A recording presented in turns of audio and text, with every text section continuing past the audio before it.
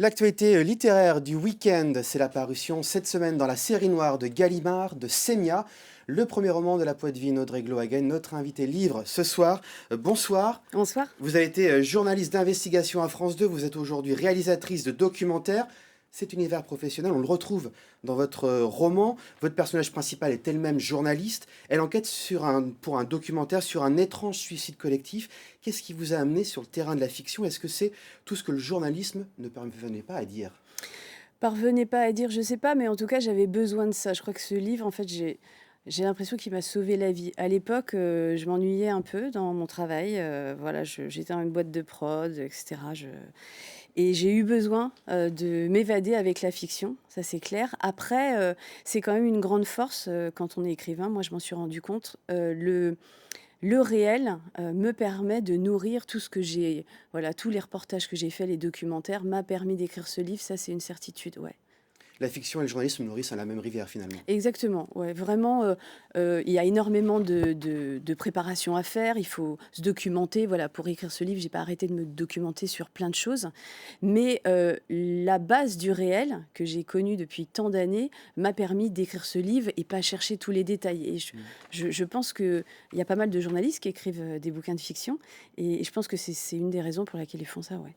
Alors l'enquête mène votre journaliste sur la piste d'un réseau social, d'un logiciel Semia qui donne le titre au livre, un logiciel capable de dresser le portrait psychologique des utilisateurs. La description que vous en faites nourrit une tension très forte, angoissante même, hein.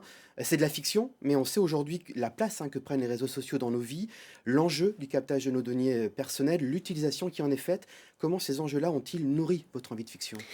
Ça a nourri parce que ça me fascine à la fois, voilà, moi je suis beaucoup sur les réseaux sociaux, je trouve ça génial à plein d'égards, et en même temps ça me fait peur, voilà. Mm. On sait par exemple que, il y a des gens par exemple, ils vont, faire des choses sur les gènes, ils vont demander, si tiens je voudrais savoir quel gène j'ai, si ma cousine, elle est ouzbek et cetera, et aujourd'hui, Google l'utilise, enfin toutes ces données Mm. personnelles qui sont utilisées par Google et d'autres et les réseaux sociaux, ça nous dépasse en fait. Moi, j'ai pas le sentiment de savoir exactement à quoi ça sert quand je poste des choses, mais je sais qu'un jour, ou ça sert déjà à quelque chose. Mm. Et en fait, ce qui me fait peur, en fait, c'est éventuellement qu'on me vole ce petit truc là qui est dans ma tête, ce petit jardin secret.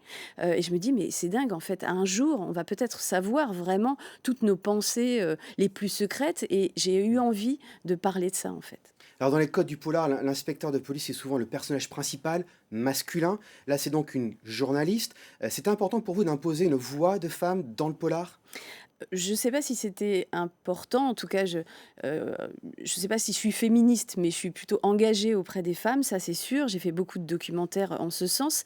Sans doute, que ça l'était. J'avais surtout envie de qu'il y ait un personnage de journaliste, pas forcément de flic, Mmh. commun, un personnage de journaliste qui enquête. C'est plutôt quelque chose qu'on voit d'ailleurs dans le cinéma.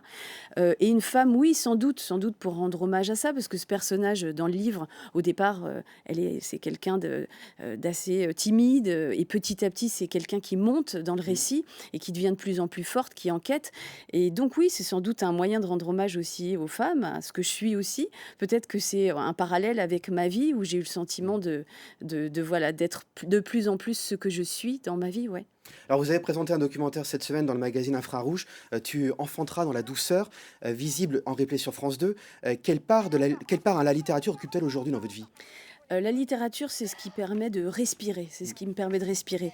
Le réel, c'est magnifique, mais ça contraint énormément. Voilà, c'est quelque chose de très contraignant dans mes activités de documentaire, et cetera. Mais, et quand j'écris, voilà, c'est un monde qui s'ouvre à moi. Mmh. La fiction, c'est complètement dingue. Voilà, quand j'ai découvert ça, je me suis dit: «Waouh!» Et après on devient addict, en fait, et on a besoin moi, j'ai besoin d'écrire maintenant. Audrey Glohagen, merci beaucoup d'avoir répondu à notre invitation. Votre premier roman, le voici, Sémia. Il vient de paraître dans la prestigieuse collection Série Noire de Merci Gallimard. beaucoup.